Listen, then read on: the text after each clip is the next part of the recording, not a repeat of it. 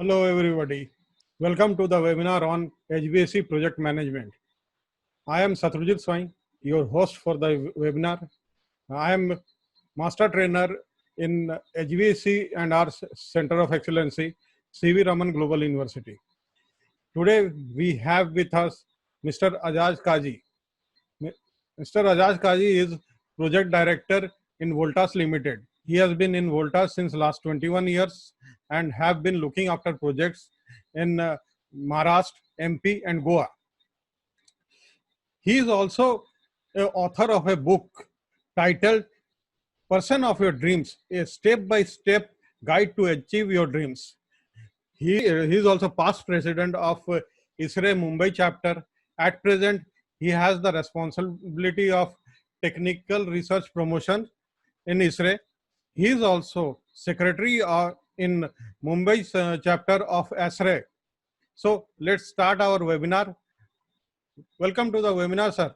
And we will start without taking much time. So I start with this slide, which has to be, as I said, project management is my passion. So if everybody has come to this field of HVAC and projects, then it has to be your passion. Without passion, we cannot go anywhere, right? So this has to be the first slide of mine every time. This is my brief introduction. I think sir has already taken care, so I will not go much into it. We'll start with the focus is today is HVAC and R. Generally, we limit ourselves to HVAC and we forget R. So I've included R here. I think everybody is knowing HVAC is what? Heating, ventilation, air conditioning. In air conditioning, we take not only cooling aspect, we take care of indoor air quality, maintaining the temperature, that's part of cooling, the humidity control, and then the refrigeration. So these are these broad categories in HVAC and R. Heating generally is not part of any projects in India. They are in cold climates where some projects are done. And application for a boiler part is generally done in hotels and hospitals where the hot water is required. Otherwise, it's very limited. Ventilation, we start with general ventilation, where we have one type of ventilation is the fan, other is the exhaust, which is generally done for the houses. Then we get to a toilet exhaust, which is a part of projects. So toilet exhaust is being done either through a fan here. This is the toilet, and then it is taken out. This is a layout of a toilet. It's a big toilet, and it varies from project to project. So this is generally a fan which is installed. If we combine multiple toilets, then the fan size bigger, and we make it a centralized ventilation system. Another ventilation is kitchen exhaust, very famous. It has to be dealt a little differently because with kitchen, a lot of grease and oil comes through the air, and that's why we use such SISW fan where the motor is kept out of the air stream. So this is how the dirty air is then pre-filtered. We also have element of ionizer which cleans the air and air is taken out. So it's a photo of this kitchen. This is a general arrangement where how from the kitchen the air is picked up. It is picked up into this plenum, and there is a fan over here which exhausts. Another aspect of ventilation is industrial ventilation. You must have seen all such installations. These are the roof extractors, generally to keep the air movement on. These are the bigger fans which are required for any process application. This is a big fan which you must have seen right now. It is recent in last 4 or 5 years, where it's a big diameter fan which helps in keeping the air velocity at minimum level. Then we come to life safety, this is very important part of ventilation, and it is very important part of ventilation. So this is one of the area where we keep the life safety. This is the parking ventilation, car park ventilation, where we use a lot of fresh air. And then there are a lot of small fans which are push and pull type of fans, which takes the air into the other direction and it is exhausted out. So there are two elements here. When the car comes, the CO level goes up. So that CO level has to be taken out. So this fans comes in automatic mode based on the sensor, and based on the sensor, this fans kicks in, and this fan kicks in to take it out. In case of fire, this is a dual speed fans. The air velocity or the evacuation of the smoke is very, very important. So the same fan does the same function of taking out the smoke exhaust. Again, if it's a large basement where thousands of cars are lying, we can have a zone-wise exhaust system. In one zone there is a fire, it can take out that fire from that zone. So all of us know people die because of smoke and not because of fire. So this is one of the area where we get into. Another life safety system is for the staircase evacuation. When there is a fire on one floor, people run out of a staircase, and when they go to the staircase, they find a lot of smoke and they die. So staircase has to be clear from the smoke. So that's what we do is we pressurize the staircase from a fan here so that no smoke comes from the fire zone to the staircase and people can go easily. I am giving some of the this thing because these are used in projects. Then we have tunnel ventilation. You must be knowing metros and subways.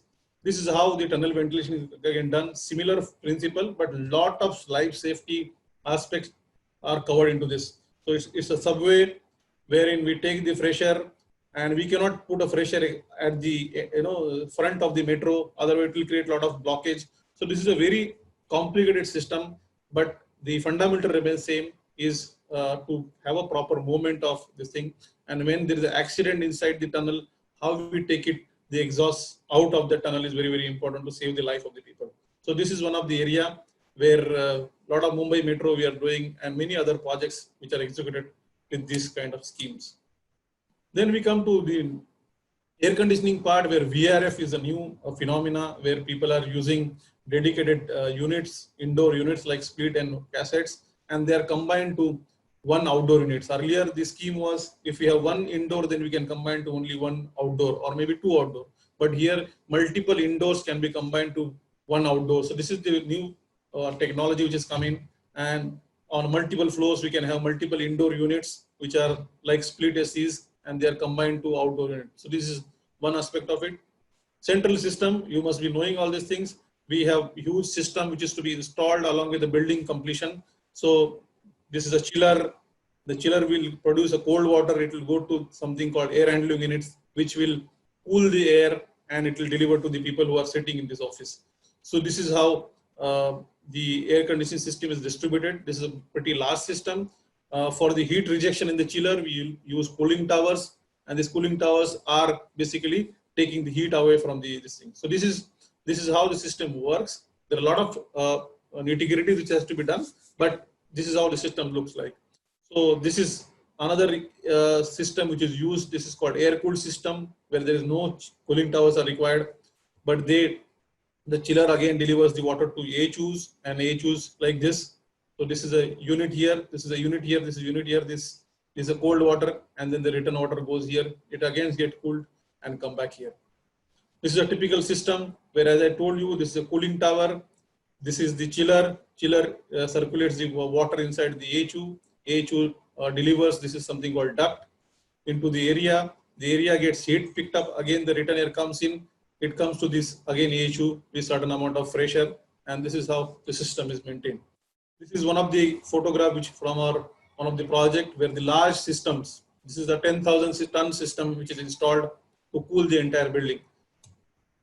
These are some of the components, as I said, cooling towers. It looks like that, air handling units. It has a fan, a coil, filters. This is the plant room. A pumps comes into picture, circulating of the water. These are the pumps, large pumps. Then we have fan coil units. We need ducting to deliver the cold air into the areas. This is another kind of ducting. Then we need electrical power to run the entire system. So this is how it works. The chiller, the pumps, the air handling units. The air handling units is connected by pipe as well as the ducts. And this is a cooling tower. So this is how the system works. These are some of the photographs of piping. Generally MS pipings are used. Then they are insulated. Different kind of insulations are available.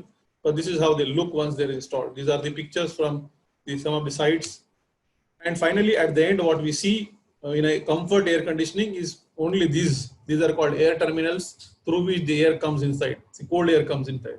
So this is what we see generally when we are into air conditioned office. So this is what it is. So this is office where we only see these air terminals. These are diffusers through which the air comes. This is another grill. In airport, you must have seen such jet nozzles. So this is what is being seen from outside when we are into the comfort zone. But what goes out to do this is what we have seen just before this slide. So this is very important because what we are going to cover about the projects is little later. These are some of the projects: air conditioning of a hotel, a hospital, Burj Khalifa, mall, airports, again a hotel or office building. The data centers, extremely important now. Most of the data centers are getting located in India, and they required a controlled air conditioning for these data centers. So this is the manufacturing units. Again, a processed cooling is required. This is the manufacturing of tablets, pharma units, which is again a controlled air conditioning required. And a refrigeration, where farm to fresh is now the concept. The people are, a lot of our foods are wasted in between because there is no availability of cold storages. So this is one of the area where we can keep the food fresh. These are some of the process equipments which are required for the refrigeration. We come to there are many types of air conditionings applications. This the HVAC market, which I want to show you: residential market, commercial, pharma, indoor air quality because of the pollution level, and the PM 2.5, which is the concept which is coming in, is very, very important now. So this is also part of HVAC. BMS, building management system. Energy efficiency has come because 70% of the building energy is consumed by the HVAC system. So this is another area where retrofit activities are coming. AMC operation. So this is the pie chart which shows you what is the ventilation contribution, what is the air handling contribution, what is the cooling contribution. In India, almost 50% is cooling, market which is driven in India. This is the graph of HVAC. So what I'm saying to see, the HVAC is going to grow, and if you can see from 2013 to here, it is just growing, and CAGR is supposed to be 7%. So currently we are 3.9 billion economy. Indian HVAC is supposed to be almost reaching to 6 billion by 2024. That is what is the prediction is. Cooling India action plan, which is Indian government initiative. Again, it gives a lot of emphasis of reaching the cooling to the individual level, and to reach out to the farmers for getting the cold storages and everything. So this is very, very important, which also has a impact of energy. So energy conservation is also given a thought here. So a lot of new technologies have been coming to reduce the energy. So this is the government direction. So what I'm trying to say is cooling is going to be there.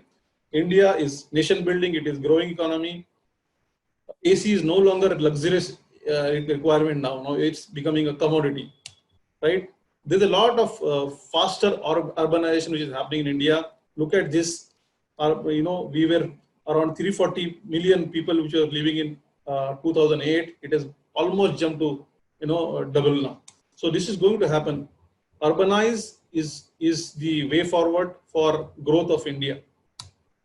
And when we grow in urbanization, we need a lot of infrastructure. We need offices, we need metro, we need travel arrangement, we need airports. So this is where the air conditioning comes in picture, right? Health sectors will be required. Education sector will be required. This will all need the air conditioning HVAC systems. Transport system, done. Lot of airports, small airports are coming. This is required. Make in India, which is the government theme. We need air conditioning, processed air conditioning. Now it is called Atmanirbhar Bharat. So these are the areas where HVAC is going to play a big role. Lot of tunnels are getting constructed in Northeast to have connectivity between countries and between the states. These also require a lot of HVAC aspect into it.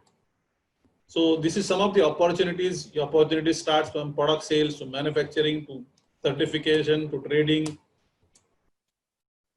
When it comes to projects has a whole big segment which requires a person to estimate. Somebody has to go and market, somebody has to get the orders, somebody has to plan, somebody has to execute, somebody has to design, somebody has to procure the equipment which are required to come do the air conditioning system, somebody has to check the quality, somebody has to be there to check the quantities, and somebody has to be there to check the safety of the people. Because when we work on the projects, we work on the site which is building up. We have to work together with the building construction. So a lot of safety angles are required, and this is where design consultancy, project management, this is all are part of the project. It is not one man's job who can deliver the project. So this is, we'll go a little detail into it. So what is project? So it's a project management. This is what we are going to talk about, and we are going to talk about much on the HVAC side. So when this project management is nothing but, as I told you, it's an overall view. We cannot do only our HVAC system and say our project is over, right? So this has to be an overall view of a project. That is what called. And what is project? It's not a building or structure. The project is defined as a temporary endeavor taken to create a unique product or service.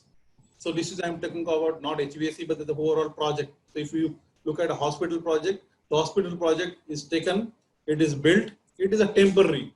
The people who are involved are temporary. The location is unique. Whatever the output of this project activities, a unique product comes. A product comes where you will have a hospital which is coming up in maybe in Bihar or Orissa. The characteristics of the hospital may be different. The location will be different. The people involved will be different. But very important thing is, this is a temporary phase. Project cannot be done for lifelong. Once that project gets completed, we go to another project and we execute another project. So it's a continuous this thing, but it cannot be called as an operation. The project has a definite beginning and definite end. This is, project has limited duration.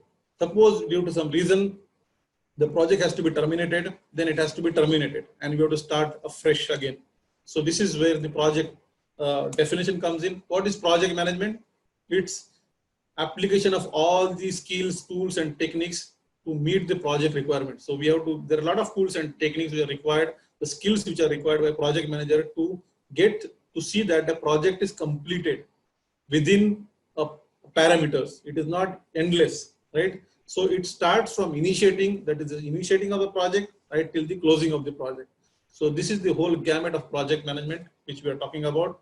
So this is what is being told by Mr. Tate. Trying to manage a project without a project management is like playing a football without having a game plan. So project management is a game plan. Without that, if you do a project, you will hit somewhere else. So this is very important to know, and this has not been, taught to us in our education with this thing, but this is a very important discipline which we have to see. This is a game plan through which the success can be achieved on a project. So project management is more art than science. You can get a lot of knowledge, pile of knowledge by attending seminars and everything about project management, tools, techniques, schedules, all these things you can learn. But if you don't have the science, art part of it, you will fail, because project management is managing of resources. And one of the important resources there is a manpower. If you're not able to handle them, whatever tools and techniques you have, you will not be able to achieve the success. So it's very important to know it's a more art. So it's like this. You might know the science part of it, that is planning, scheduling, controlling, administration, but you need, as a project manager, leadership, motivation, inspiration, team building, all these things have to be required to make one big project successful, right? So this is very important to know. This is like this. You have a left brain and right brain. So this has to combine. You cannot have only science, you cannot have only this thing. So what you see here, science part is only 70%. So it's like 80-20 role, Pareto analysis. But art part is what is the basis, the foundation. If you know everything and if you don't know the art part of how to handle it, you don't know it. So it's very important to see right up front what is project management, right? So HVAC projects, so making an air conditioning system or HVAC system into a building, it has a very small role in terms of the value. So if you look at a project of 100 crores, the project value of HVAC could be 5 to 10 crores. So in terms of value, we are into 5 or 10% bracket. But the only important thing, it's very significant. Without a big building, without HVAC, the building will not have anything. It's of having nothing. There is no energy. So HVAC induces the energy into the building. It's very important to know. We play a very significant role in achieving any build. I'm talking about building, but you take power plant, you take data center, you take manufacturing facilities. If it is missing, then you have a problem. So we have to look at this, the significance part of the HVAC. HVAC is in a building is to maintain the comfort level. The comfort level is directly related to efficiency of the people. So suppose the office building is there and the office is supposed to get some business out of it. If the people sitting inside are not comfortable, the efficiency will be low. So it's very important. and the significant part which I am trying to tell you. HVAC is there to maintain the various processes. If you look at a spot welding shop or anything, they require a cooling water to do a proper spot welding. So the cooling water has to be generated by HVAC system, which is very important to know. HVAC has to be aligned with the ultimate objective of the project. So suppose if you want to make a hospital again, and HVAC has to be put in. The hospital aim is to treat the patient, right? And from treating the patient, they generate the revenue or a profit. A hospital person who wants to build a hospital, his aim is to treat the patient and get the money in there. But if he is not able to treat the patient, the hospital will not be enough use. And that is the objective. HVAC has to play a crucial role in making sure that the treatment of the patient is proper. So if you look at an operation theater there, we should be able to maintain a proper temperature, a proper humidity, a proper filtration. If that is not achieved, the entire project is failed. So this is very important that our objective, HVAC objective, has to match with the objective of the project objective. Otherwise, it's going to be a big problem. It has to be integrated with other services. In a building or a project, there are many people who are involved. They're doing many other areas. We have to integrate with them. So there is a plumbing, there's a firefighting, there's the electrical, there's the civil, interior. We have to match with each and every person. There's an architect which is involved, structural consultant which is involved. We may require a hole to pass some pipes, but a structural engineer will say, no, it is not possible to make a hole. So you have to sit with him, find out what is solution. The architect will say, I don't want anything to be seen. I want air to become like this. I want the ceiling to be high. We have to work with these guys. So we have to integrate. Otherwise, the whole object of project will be done. We should know what is our scope from the beginning. So if you look at, this is the plant room of HVAC. It's a big plant room, one of the project. It has so many intricacies, It is not that we are going to do anything and everything is going to happen. Many people are going to work with us, and we have to integrate to see that entire objective of the entire project. Suppose we do HVAC good and there is a firefighting which is not done properly. The project is not going to work. Something happens there, some fire happens, the firefighting system will not work. So all the systems have to work, and this is where integration becomes very important. And this is why generally HVAC engineers, they only focus about what is supposed to be done by them, and they forget the entire objective of the project. And at the end of the day, what happens is the agency who provide the HVAC, they forget, they don't get paid. So what is the objective of a HVAC system? Financial, obviously turnover and a profit. Customer has to be there, otherwise the turnover profit will not come. So has to be a delight or satisfaction. They have to get repeat business, then only turnover and profit will come. The processes, to get the customer, we should have internal processes. We should have cost control. We should have timely completion. We should have safety, HSE, health, safety and environment. Then we should have quality. If these processes are not there, you're not going to achieve the ultimate aim of turnover and profit. So this is all interlinked, And one is important is learning. So if you don't learn, we will not be able to make your process stronger, and we will not be able to get the customer, and we will not be able to get the profit. So this is the basis. This is the foundation which has to be very, very strong. And these are the objectives of a HVAC team. Now, what is project objective? As I said, finally the butterfly has to fly. Finally the project has to run. Otherwise, there's no point. So imagine a hospital without air conditioning in ICU and OT, a data center without cooling, it won't work. A control room for a power projects without air conditioning, it is not going to work. So the project objective has to be known by HVAC person when he does the project. So what is the project life cycle? It's same as our life cycle. We get born, then we get into a childhood, we go to school, then we become adult, and finally we go into graves, right? But what happens is there are some people who leave the legacy behind, and some people just go into the grave. So projects are like that. When the projects are built and they are built properly, the projects, you can get pride of doing that project. So the project will leave a legacy for so many years to come. If the project is failure, nobody will remember. So if you are doing an iconic project, you must be proud of doing that project. The project will remain, the legacy will be there for so many years. So it is same. So in project management terminology, this is the project life cycle. It starts with initiating, it closes with closing, and it has to have a starting point, we need to organize and plan, we need to carry out the work, and we have to end the project.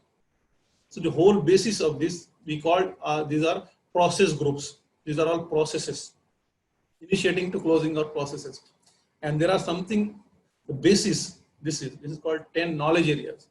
So any project, if you want to see a project management, you should know what are the process groups and what are the knowledge areas. Which are the knowledge areas?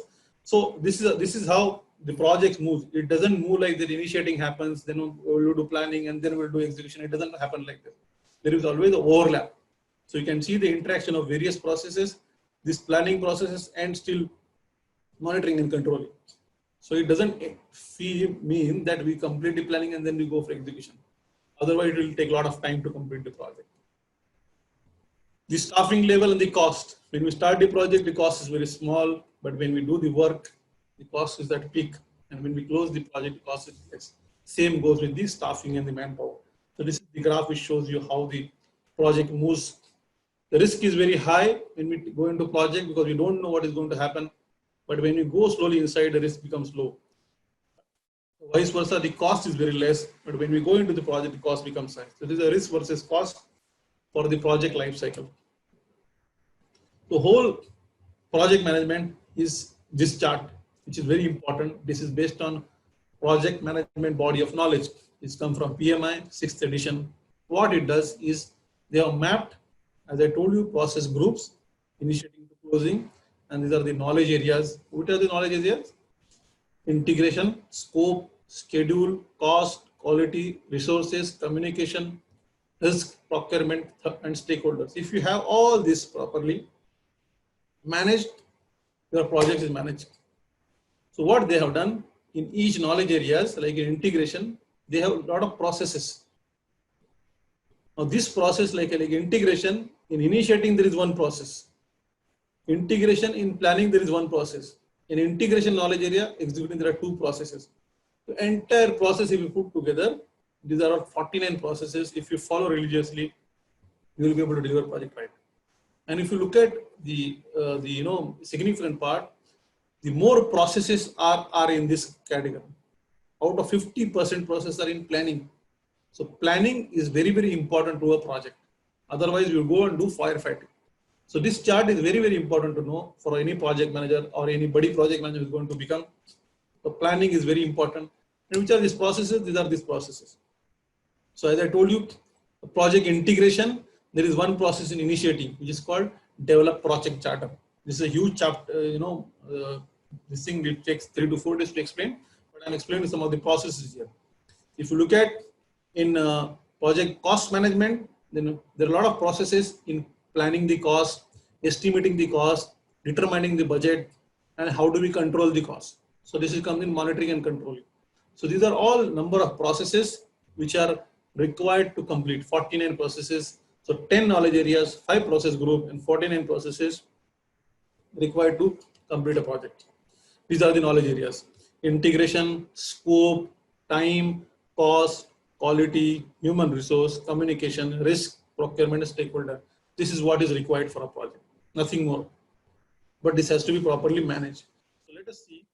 And what we get into is this is something called triple constraint, where there is always a balancing act which a project manager has to do about how do we control cost, scope, time. If you try and do something here and there, anything is going to be impacted. So if you try and reduce the time, the cost is going to go up, and then quality will have a center. This quality is at the center, it will have impact on the quality. So there is always a trade-off between these three, and the center is at quality.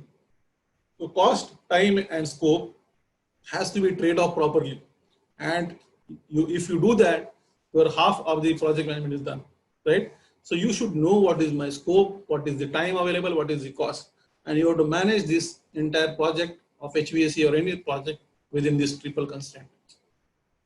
So what is the reality? In project management, 11.4% of the investment is wasted due to project performance. So since the project management is not done properly, 11.4% of the investment of the value of the project is wasted. 67% more projects fail among organizations that undervalue the project management. So many people, many organizations who do the projects they undervalue the importance of the project management. I mean, in US, they say for every $1 billion invested in project, $122 million is wasted due to poor project management. So it's very, very important, project management, to get the real output of the project. So this is the global study. So we go to the integration. Integration of all this which we have seen is very, very important. It's like a maestro, where different musicians are playing different tunes, and the maestro is actually combining and giving an output of a proper music, right? So project is like that. There are different stakeholders will be involved doing different jobs. Somebody has to integrate those and give you a good project. This is very important. It's like a integrator of this orchestra. Integration has to happen. So the maestro is important, integration is important. Otherwise, you will only have guitar, you will only have violin, but you will not have that great music. So in HVAC or any project management, but I'm considering HVAC here, what is the process flow? So there is a need for a customer to make a building, and there is a need for HVAC into that building. So that need has to be understood, right? Then there is a bid or proposal. So HVAC person will make a proposal for whatever requirement is understood. Once that is processed, customer releases a new order to execute the job. Once that is done, you have to do a planning. How do we going to execute the job? We have to do a design. We have to procure a lot of items, because there are so many items are involved to make a system. We have to deliver these items. We have to have a method of installation. We need to have site mobilization. Then there will be work. Somebody will check the quality. Somebody will check the quantity. Somebody has to come and measure the performance of the system. So this is the measurement of the system. Finally, we close the system. We hand over the keys to this customer, do a final settlement and close. So this is overall, as a HVAC point of view, how the process flow from customer needs to closing. Hope everything is in order. So what happens when we collect the requirement from the customer? It is very, very important. Look at this picture. Some customer explained you what he wanted. The project leader understood this. Somebody has designed this. The requirement is something else. Huh? So there is the issue of communication here, which is very important. The programmer or the planner write like this.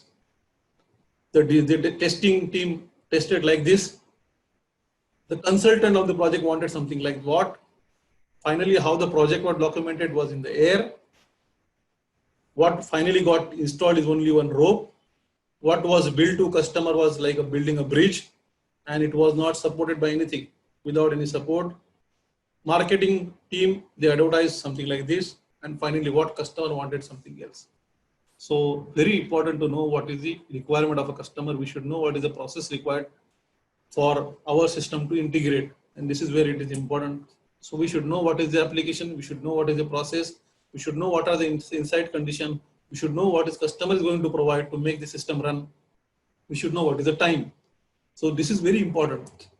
So making a building with 24 degrees and 60% RH, what is required?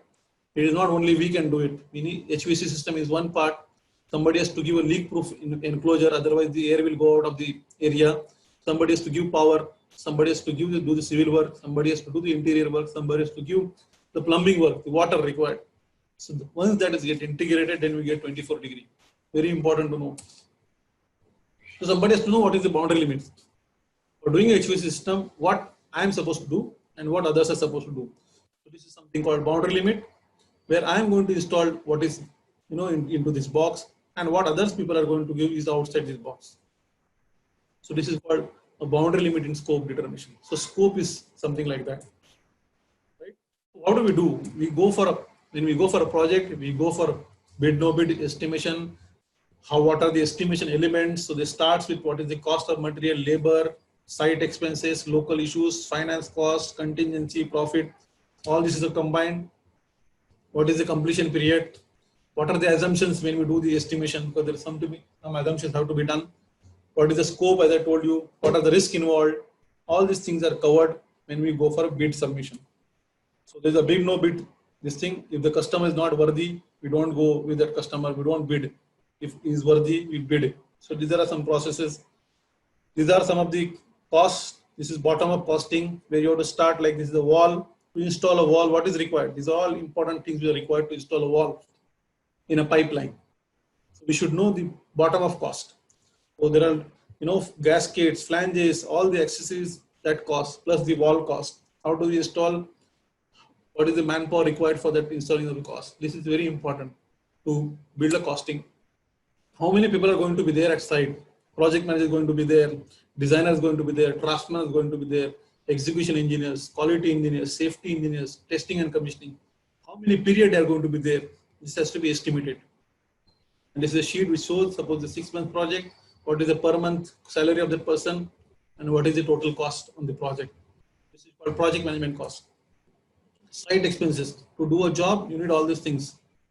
You need a store, you need a site office, you need a lot of equipment to install, you need a lot of tools, you need a lot of scaffoldings, lifting equipments, a lot of things are required to estimate the cost.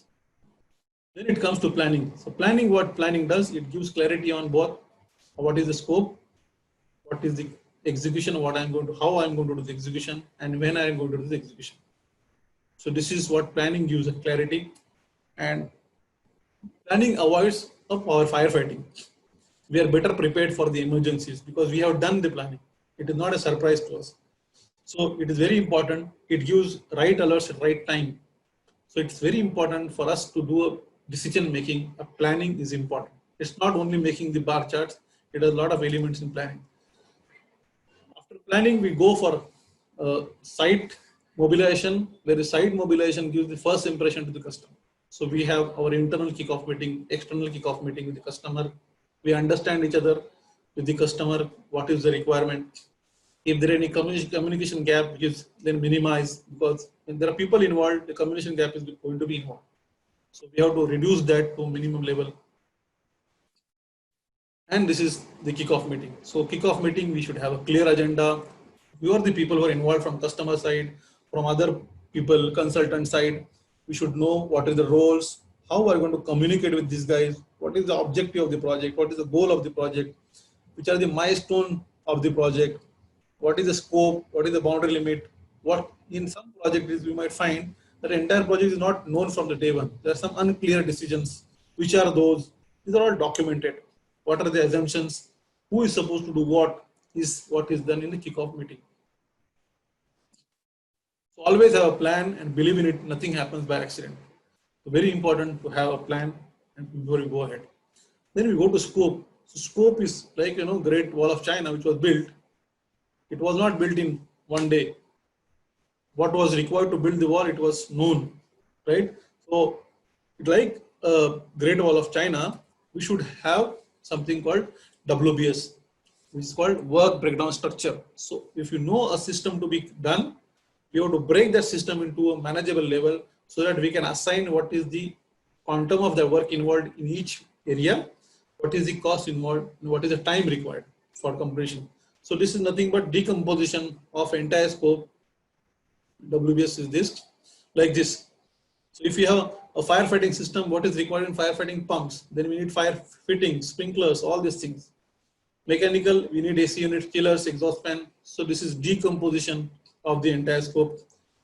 So I'm giving an example of a HU. So if there is a HU here, which is required for HVAC, we need isolator, we need fastener, we need rods, we need coupling. All these things are required. So breaking it down to the last unit is what is called WBS. Okay. This is how it looked. This is for a HU room. Which are the activities which were involved? So if you look at something like this, a pressure gauge, ball valve, siphon. Then electrical, we need termination, cables, panels. For panels, we need supports. For cables, we need power cable, control cable. So you break it down to the last unit, that is called WBS. The scope is very important, as I said. Most of the disputes on project happen because of scope clarity. Nobody knows who is going to do what. So this is very important. And if there is some unclear scope, then we should have one process called RFI, request for information. If you are unclear, float one request for information, get a clarity, and then go ahead. So this is very important. And before the project is come to execution, lot of here the the communication happens. That has to be documented. And what is finally required to be done has to be communicated to the execution team. Next is time. So scope we have covered a little bit. Time is nothing but identifying first what are the activities required, documenting. So these are the activities which are required, documenting it. What are the specific actions which are required to produce a result? This is one element of time. So in HVAC, what are the activities required? A chiller is there, a pumps is there, a HU is there, ducting is there, and these are air terminals. So there has to be a connectivity between chiller and pumps. So pipes and valves comes in. Between pumps and HUs, pipes, valves, insulation comes in. Between HU and the ducting comes in. Then this is how it is. And it requires all power. So this is the activities required. And design installation of all these activities is all the activities which we need to identify. Now these activities could be covered on a project in different areas, So each area you have to decide these activities. It is not that this small one page will give you what are the activities. These are the overall activities required. But area wise in a project, 10 floor building, on 10th floor, what are the activities required? What is the quantum of that activities required has to be done. One of the important part is we do first thing, identifying activity, but we don't put the relationship between these activities. There are some activities which will happen only once the one activity is getting completed. There are activities which can we do parallel. So all these things, something called sequencing. And in a project, for us in HVAC, we should know which are the activities have to be required first, second, which can be done parallelly. But on a project, again, you have to integrate with the project. How our activities will be involved into the project, the overall project, because there will be again dependencies from their side. Right? If the building is not ready, we are not going to do anything. If interior is not ready, we cannot commission. So this is the relationship which is we have to install, like doing a marriage. We can have budget, we can have all these things, list of invitees, this is getting to a marriage. A marriage date is fixed, but you have to do all these activities. You have to have a relationship between the activities. If you do one after another, your date will go for toss. So we should know which are the activities are actually dependent, which are the activities which can go parallel. This is where the time comes into picture. This is what we have seen. There are some activities which are finished to start, finish to finish, start to start. All these are dependency of each other. There are some mandatory dependencies. There are some discretionary dependencies. There are some external dependencies like mandatory dependency. We cannot do this unless something happens. So the foundation is not done, we cannot do the floor. These are called hard logic. There are some discretionary. As I told you, there are some activities can go parallel. These are called discretionary or preferred logic. There's some external dependency. Like for us, HVAC, we depend on a lot of vendors. Unless they supply the material to us, we will not be able to install. That is one dependency. From the project side, if customer doesn't give you a floor to install, we will not be able to install. So these are called external dependencies. You should know. And these are the internal dependencies which is within our team. As I said, we are dependent on our people. If the people are not required, not available, we cannot do this. So these are called internal dependencies. From there, we construct a diagram, a project network diagram by putting the dependencies and the activities. So these are the, we have seen this, finish to start and all those things. Same, finish to start, start to start, finish to finish, start to finish. So this is how it is made. Then it is important to know what are the number of days required to complete these activities. So we have got the activities, we have got a relationship. Now what are the work periods required to complete the activities? So like this, a system design, it requires 25 days, and this is there's a dependency here. So unless A is done, B cannot be done. So this is how the project network diagram is created, by putting number of days, putting sequencing relationship. There are a lot of methods to do the number of work periods they are required. So either we can do from previous project, we can take some inputs. We can actually do what is required from bottom up estimating. We can have some analysis of suppose some road project to another highway project. So this is called parametric. We can have 3 estimates: optimistic, realistic, and pessimistic, and do an average out of it. So these are called estimating methods. So once that is done, We do the activity sequencing, we activity duration, we complete a schedule. That is called a project schedule, which looks something like this. So we have activity A, which requires so many days, activity B, and it B goes to final. After D, we go to final. So activity B and C can go parallel. Number of days required are here. So this is how we know that the 30 days will be required to complete the project. This is the basis for arriving at bottom-up estimating, which I was showing. How much labor is required to complete how much square feet of work, how much running meter of piping. This is basically data available from your data, or you can get it from your previous records. Finally, we get like this. We get a curve about how from first month to 30th month, how I'm going to have manpower. How I'm going to have manpower like this. So our peak manpower is 773. This is a basis we have just seen before. So this is called S curve, and this becomes very important as a part of our plan. So don't wait for perfect moment. Take the moment and make it perfect. We cannot be ready, waiting for perfection to happen in projects. We have to start somewhere. We have to start. Then comes the cost. So how do we do the cost? Once we know the activities that are involved, these are the activities. We align each activity, give a cost. Each activity is then grouped into work package. It is again then grouped to a control account where the budget is released. And all the control accounts becomes a project estimate. For any project estimate, we should have some contingency. If something goes wrong, corona happens, flood comes, what is the contingency which is there? That becomes my cost baseline.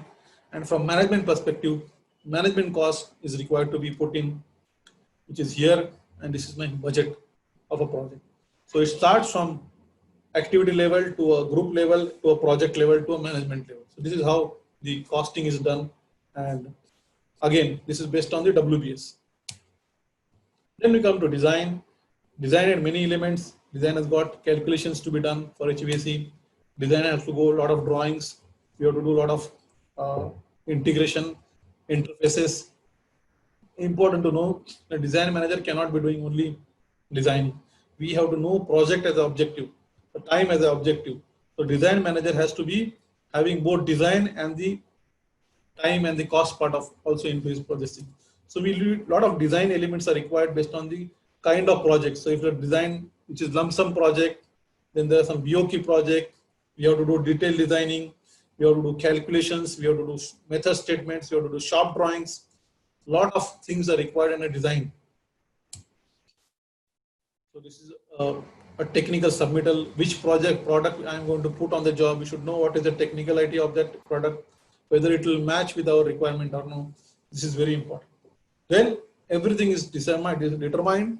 We go for procurement of the item. So procurement, we can't produce everything. We have to depend on the buyers. So here the role of buyer comes for people who are doing the job. There are a lot of processes which are required, a lot of negotiation things, a lot of getting the data, right data, doing apple to apple comparison, integrity, transparency has to be there. The procurement process again has to match with the project schedule. So it cannot be like the procurement is going to take one time and project goes for task. So we will have a centralized procurement, decentralized procurement, depends upon the organization to organization. But the whole job is to get the procurement done as per the project specification within the required time. That's it. A lot of types of contracts, fixed price contract, cost reimbursable contract. These are various contracts.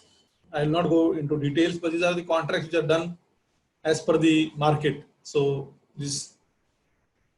then what happens is once the procurement is done, the design person has to give a manufacturing clearance. The material delivery happens. Someone comes and inspect those materials. If the material is not line, reject it. It is in line, accept it. It goes to a store and then it is to a site. It is issued to a site for execution. So this is the flow of material on a procurement. Important then is to create your site office. People have to mobilize that site to do a lot of project activities. So this is one of the site office. You have to get the entire organization chart into it. You have to have a project manager, you have to have a planning manager, design manager, everybody under them, the engineers. This is the site organization chart which is required. And finally, we need people to install, right? These are the important people who are required to complete this job. So this is very, very important. These are the workmen who are going to install your job.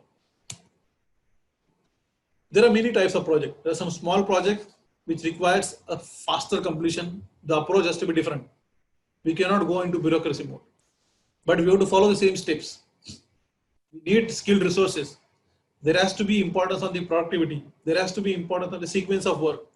We cannot only depend on the people who are working by manual. We have to go for modern tools. We have to do something out of sight prefabrication, and everything is related to cash flow. So cash flow is the bloodline of the project. If that is not there, the project will stall. So if you look at this, the project, HVAC system, huge project which has got basement, which has got some mall area, which has got some theater area, which has got some office, residential. If a huge project, we should know what is going to be installed in which area. We should know who is working in this which area, because everything is happening simultaneously. The end aim is to provide HVAC into all the areas by duration, by some completion date. So this is the project part for HVAC, and we also know which area is going to get ready by when, so that we can put our people, we can get our material. So everything has to be timed. We cannot have, if this residential building is not ready, we cannot supply the material right now. So we should talk to customer, get their plan, and then plan our deliveries, plan our people. Everything has an element of cost. Time is cost. So it's very important to know which are the equipments that are going to come, when these activities are going to come, when we need the material, how many people are required to complete the job, how many of us engineers are required, before that whether the design is complete or not. So this is the whole gamut of thing. This project which I am showing you has got a length, a floor plate length of 1.8 kilometers. So if you walk 3 times, 6 kilometers is done. So this is very important. The project manager cannot do this walking all the time. He has to manage all these things properly. Once you do go, we have a plan here, right? The blue line is plan, but we have to measure whether the plan is working or not. So this is what is the red, orange line, which says that we are behind the plan. If you don't know we are behind the plan, we will not know. We will not do anything. This is action time. So you have to take action here. So my engineering was supposed to be 52, but I have only done 36. What are the reasons? Reasons are justified. You have to know those. My procurement supposed is 15% behind, right? Overall percent I am behind by 12.46%. So this is what planning does. If that is there, then we can measure. If nothing is there, we cannot measure, right? These are the progresses on the floors. So this is one floor. We'll have hundreds of floors, hundreds of areas. You should know what are the activities required, or what is the start date, what is the finish date of that floor, what are the quantities required, how many is installed, what was the last week, what is this week's plan, next week plan, what is the elapsed time.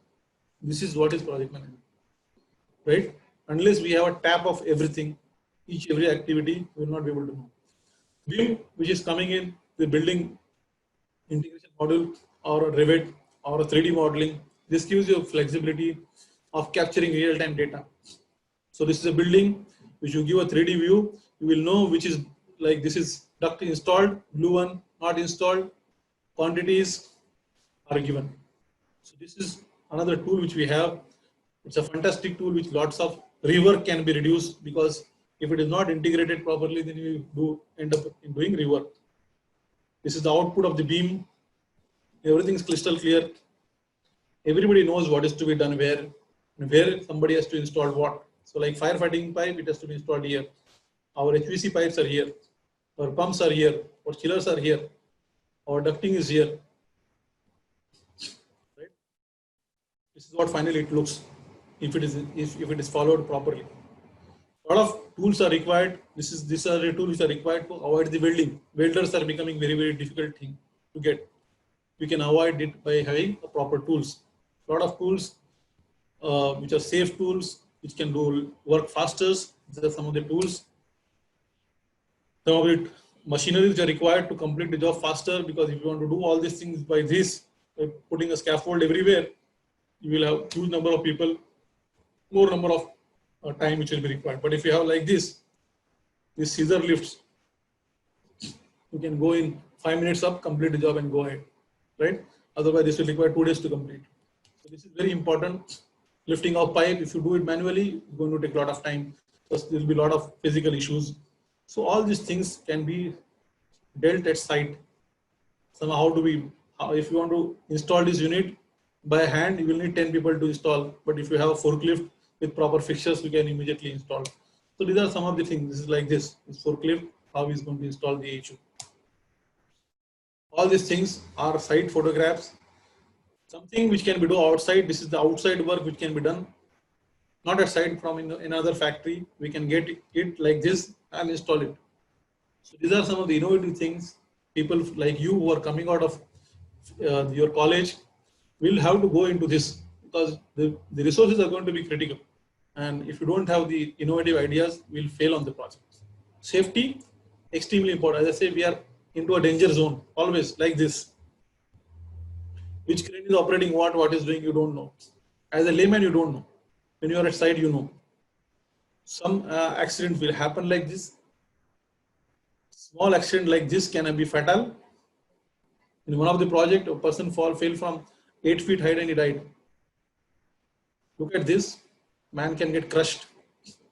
It's very important to know. All these people who came from different parts of the India to work on your project should know what is the safety part of it. What are the hazards? What they should not do. Look at this person fell from ladder. All these things. There are few facts which are generally there on a site. The site is when it is new, it is very risky, and it is very risky from the point of safety also, because you don't know about the site. Accident happens generally at the end of the day, because people don't want to go to home, so they will do something fast and something happens. Right? Small buildings are more risky because they don't take care of more safety precaution. We should use proper PPEs, proper lighting. Now, this is one of the analysis. 56% falls are from the height. This is the maximum accident which happened. 21% are trapped, or 10% are stuck by moving vehicle. So all these are analyses that are there. These are analyses done by many agencies. So safety has to be there in the mind, and it cannot be a safety officer. It has to be every person who is working on the site. You don't know, it will happen to you also. So it's very important to have right safety, right access available for the people, because every human being who comes to site has got his families to live upon. So we have to have behavioral safety in their mind. So they should also know what is going to happen to them. Train safety, electricity, most dangerous. People have died because of shocks. There is a water below. The wire was live. The footfall on that wire, he died. So these are some of the rules which you have to make a safety as a culture.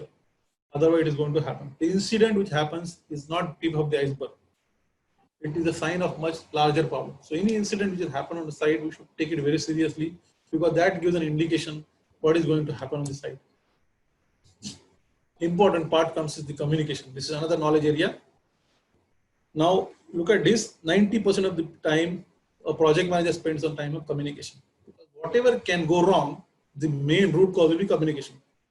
We should know what communication has to be sent to whom, by what time, and whether what we have sent to the other person has he understood the same which we are understanding.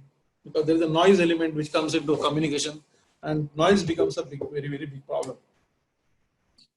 So listening, questioning, educating, fact finding, all these are part of communications. If they are not done properly, and look at the element here, 55% of communication is non-verbal. 55% of communication is non-verbal, which is very, very important to understand what is the body language of the person. So you will have a lot of conflicts on the site. Many people will fight to each other. You should also have a communication for resolving the conflict. It has to be smoothened, right? So we should know what is the right format, who are the right audience, what is the time, and what is the right impact. That is a requirement of efficient communication.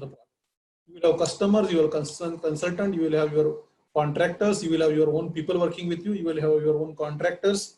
Many communication channels are there on the project. You will have project management consultant, you will have architect. All these people have to be told what at what point of time is very, very important. So, as I said, these are all people will be involved on a project, and it has to be seriously looked into.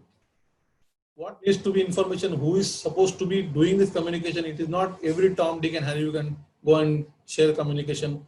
When, where, format, how, time zone, cultural. If we have many people working across the world on a project, we should also know what is the time zone, what are the language barriers of those people. Many people who are consultants who works out of UK on a project who are basically a caustic consultant. If you don't know them each other or time or language, you will have a problem. So there are various forms of communication, formal, non-formal, horizontal, external, all these things. But key is communication is key to project success. So we should know, as I told you, whom to communicate, what to communicate, where to communicate. We should also know on a project who is going to communicate to whom. Otherwise, everything is null and void. So formal communication modes have to be established, and it has to be very clear and concise and transparent communication. Very important thing we should know is when we communicate to someone else, when it is communicated, the paper has reached to him, we should call him and find out whether he has received it or not.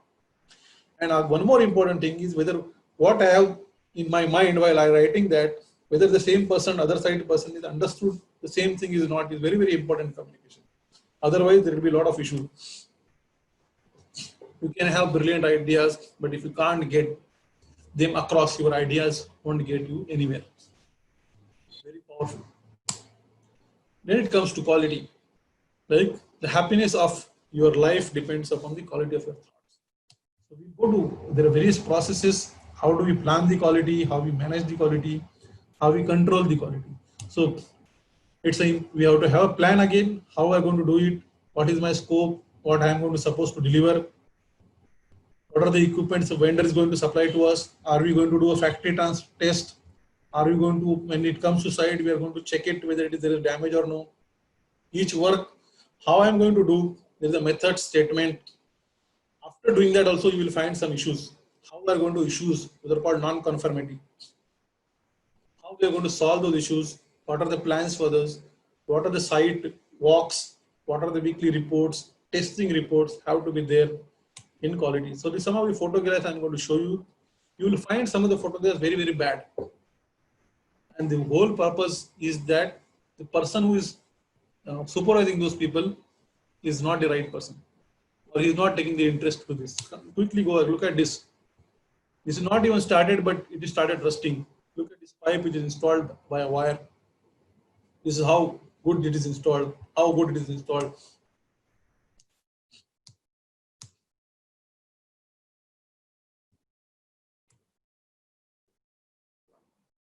Yeah. So this is the panel, how good it is installed. Look at this. Each motor is terminated differently. Look at this. This is a project site. Look at this. Already painted. These are very good photographs. Good photographs. Good photographs. Again, good photographs. Look at this. And look at how neatly it is done. How neatly it is done. Some of the photographs, this is broken. Water is coming out to the ceiling. Properly done. Very good. Look at this. Instead of measuring the environment temperature, he is measuring his body temperature. So this is also a quality part of it. How properly, nicely done. So you should get a pride feeling when you do the job. Look at this picture. It gives a fantastic satisfaction when you do the job. Look at this. Very well done. Very well done. Very well done. Look at this. This is already started condensation. Something has gone wrong. There's a lot of water. Then comes the stakeholder. We should know who are the people who are involved in the project. If you don't know them, we will make a problem. So who are the stakeholders? Stakeholders are the people who has got vested interest into a job. It may not be the person who is inside the project. He can be a media person. When we do a public project, it can be a media person. So what is the problem? Stake management is a juggler's act. So this is a project manager and these are all stakeholders. He has to manage these stakeholders properly. Which bottle to catch when, which bottle we have to release, which bottle we don't have to look at it is very, very important. This is where the project manager comes into picture. So this is airport project. Look at how many people are required. Local, community, suppliers, employees, government, unions, investors, media, tenants, general public, passengers. These are all your stakeholders. We cannot ignore this. And again, we should know who are the stakeholders, what is their influence. This is the interest versus power. So if a person out of this bracket has high interest and low power into your project, if it doesn't have any power, like what happened in Nano plant, the farmers were having a lot of interest because the farms were theirs, but they didn't have a power. The moment they got a political power behind them, nano plant was shifted. People who had got higher interest and higher power, this must be customer, this must be sponsor, we should properly manage them. There are these categories we have to just monitor, which has got low interest, low power, but this can become here. So this is a very, very dynamic chart, and person has to monitor each and every person. It is like this. You have to balance everybody. If you treat people right, they will treat you right 90% of the time. But you should know who are the people, how to treat them, when to treat them. Then comes risk. Risk is part of the project. You cannot avoid this, and it has to start from the beginning. So risk analysis has to be done from the beginning. There are threats, there are opportunities, and there are three issues. Risk is positive, risk is also negative. So we should know from the day one what are the likely of the risk, and this has to be done on each phases of the project. It cannot be. So risk register is one of the document which tells you which are the risks, what are the importance of that risk, what are the magnitude of the risk, what is the probability of the risk happening. This will give a general idea. This is a dynamic document which has to be done throughout the project, like this. So it has got impact, it has got classification, action, rating, medium, high, low, status, whether risk is open or no. This is the risk register. What we do, there are some strategies. We have to accept the risk if we don't have any option. We have to avoid the risk if there is an option possible. We can join hands together to transfer the risk. We can reduce the risk by doing some other way of working. We can share the risk, or if there's a positive risk, we can exploit the risk. There are various risk management strategies which has to be implemented. We can never discover new continents until we have the courage to lose the sight of course. So we have to take risk, but we have to be knowing what we are doing. Then we go to the performance check. When we install any system, what parameters we are supposed to, like this is a AHU parameter. These are some number of 13 or 20 parameters we have to check to see that it delivers the right air to the area. So these are the sheets which are done, which are signed off with proper calibration instruments. So these are checks which are done. Which covers each and everything of the equipment, whether the equipment is performing. If the equipment is not performing as per the design, you will not get the right condition. This is the flow diagram where you are going to measure what. So this is everything is determined. All the efficiencies. This is the air balancing sheet. And once that is done, we get some snags because every job which is done at site may not be perfect. So when we go to the closing of the project, we have to get the snags signed off. Everything has to be perfect. Do the performance tests that we have seen. Do the operation and maintenance management, because the project team is going to go out of the project. Somebody has to come and operate. If they don't know how to operate, the project team knows. So we have to hand over the entire operation manual to them. We have to provide a training to them. We have to do the vendor reconciliation. And finally, important thing is we have to get the lessons learned. So we'll come a little later. So O&M manual is done. We'll come to the closure part of it. So what O&M manual covers? It covers the description, which are the equipments installed, which are the ancillary requirement, what is the maintenance schedule, what is the preventive maintenance schedule, what are the guarantees, who are the vendors, what are the drawings. This is covered in manual because once another person comes, he should be able to operate the system properly. Then we hand over these keys to the customer, and internally what we do is we get the customer acceptance on our performance, on our value. We do a reconciliation. What is the material delivered? What is the installed? What is left at site? We demobilize the site. We conclude the accounts. properly, then audit comes in, and finally what happens is we come to know what is my turnover and what is my profit. After doing all these things, we come into this phase and complete the job and get out from it. Lessons learned, we should know what did we do well, what could have been better, mistakes we could have avoided. All these things have to be recorded, because moment this project gets completed, you are going to go on different project. But suppose another person doing this similar job in future, if you pass on this lessons learned, you will be able to do a proper job, a better job than this. So it is important to share the knowledge. It becomes your foundation. Remember, we were seeing those objectives. The lessons learned was the objective, which was the foundation. If you don't know what to do, you will not be able to do anything. It's very important to know. And the ones who are crazy enough to think that they can change the world are the ones who do. Very important to share, transfer the knowledge. And finally, I'm going to talk about this gentleman. The project management has to be driven by project manager. He has to have a greater ability, total responsibility of the project. Who is he? He is the person assigned by an organization to handle the project.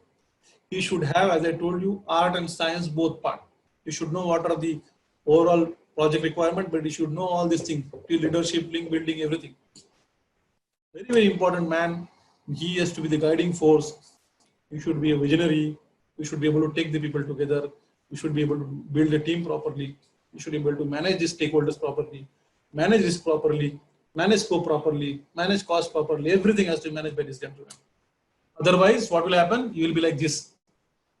If he's not alert on a project, you will have issue or situation like this. Everybody will be after him, and you will not be able to escape from him. If he tries to escape from this tree, you know where he's going to be, right? Project manager is the most creative person in the world. You have to figure out everything that could go wrong before it does. So it's very important to understand. In any project, the important factor is your belief. Without a belief, there cannot be success. Project, when you start, you don't know what is going to be the outcome of the project. But if you start believing that, yes, the outcome will be there, then you will do a proper job. Sir was talking about the book, which I wanted to give 2 minutes on it. This is my book, which I released in the month of July. This gives a step-by-step guide to achieve anybody's dreams. This has got my story and some of the fundamentals approaches. It is available on Amazon. This book is targeted for the people who are coming out of the college, or they are into the, the career, starting of the career. So this will give a good, you can say, an approach into their mind for them to start their journey. So with this, I thank you very much for your patience listening. If you have any queries, you can reach out to me on this email ID. So thank you, sir. We have got 2 students there. I want to know something. One by one, you can unmute yourself and ask your question. Udit, you have got your first question. Yes, sir. Sir, go ahead. Good afternoon, sir. Good afternoon. Sir, I have a question that if a mechanical engineering student having any HVAC knowledge, how can he start? He can initiate his career in HVAC. So mechanical engineer, there are many colleges which they don't teach you on HVAC, but the fundamental of thermal dynamics is already there. And when I came out of the college, even what I was taught in HVAC and what was I was doing at site was completely different. You don't have to stop learning. Once you stop learning, you feel that if after coming out of college, you know everything you know. You have to get into this zone, start learning. One of my mentor in my college told me that once you go out on a field, just slog. Try and learn maximum you can, because since you're engineer, your fundamentals are very strong, which is very, very important for us to start. Those fundamentals are very strong. You can capture the learning very fast, and it is not lot of sciencing and many major complex work. You can easily start but only thing you should have ability to learn, and there is nothing anybody can start on anything, not only on HVAC but anything. But as an engineer, our analytics, our thinking ability is very, very strong, and there is no reason why we should fail. We should go on and jump into the well and start learning. Yes, thank you. And Rohit, you want to know something? Rohit, Hello, sir. Am I audible? your voice is cracking, Rohit. Am I audible? No, your voice is cracking too much. We can't understand. I Yes, will sir. There repeat. is a Okay, I will repeat your question. I will say it. Sir, Rohit wants to know how can we learn the art of project management? Okay, so good question. Again, as I said, you have to be knowing how to handle your team. This is very important, and because there is a lot of management which is important to handle the project, it will come through experiences. It will not. Some abilities will be part of our genetics or our personalities, which will help you to drive. But you have to get into the problems. You cannot run away from the problem. The problem is that we only confined ourselves to a design, that I will only do design because I don't want to get out of my comfort zone. You have to get out of your comfort zone, get into the problem, understand and try and resolve. You might fail. Problem is not in the failing, but you have to learn from those failing, and next time you will be able to do it better. So management is an art which it is not that nothing can be learned. It has to come with your experience, but you have to have your mind open. There will be a lot of criticism because leadership is not only getting, you can say good news about you. There will be some critics. You have to take all the critics, value it, and then take learning from it and go ahead. So it's a your personality. If you are able to have open mind, you will be able to learn faster. The art part of it.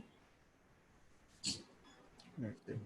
So I would like to add into that, Rohit, that if you want to learn for project management, you should have a mentor who can guide you through your rough phases. And there are some strategies that you can learn. We have got many sources, like there are some certifications also on project management. The best one, what I think, is the PMI, the Project Management Institute. It has got different level of project management certifications, and that way you can learn to as a beginner. Then the most important thing is you need to implement whatever you learn. Implementation teaches you the most thing. So as sir said, experience will make it, convert it into a art. Previously it would be a science for you, then the art will come as you go on implementing, facing this other thing. So So guys, if you on your project management professional certification also, they don't give you immediately after your degree. You have to have 3 years minimum experience in project management, and then you can go for the certification. yeah. So that's why the element of experience also they count. And if you want to be in touch with sir, you can follow him on his Facebook. I have said his Facebook profile link in LinkedIn also. You can, sir has said his mail ID. You can reach him through his mail also. And guys, I would request you all to post in your social media handle. Just take a screenshot of whatever you like the most in this webinar, and post it in your social media, so your friends also would be motivated to learn through this webinars and that all thing. Because in this crisis condition, we have got this option only to learn and enhance our skills. And it was so nice of sir that he spared some of his time, because he is a busy person. He has got many things to do. Still, for you students, he managed this thing. I am grateful to him for this sparing his time. And thank you very much, sir. Thank you very much. So best wishes to you all. And with this, we are going to end this webinar. Thank you, sir. Thank you, sir. Thank you.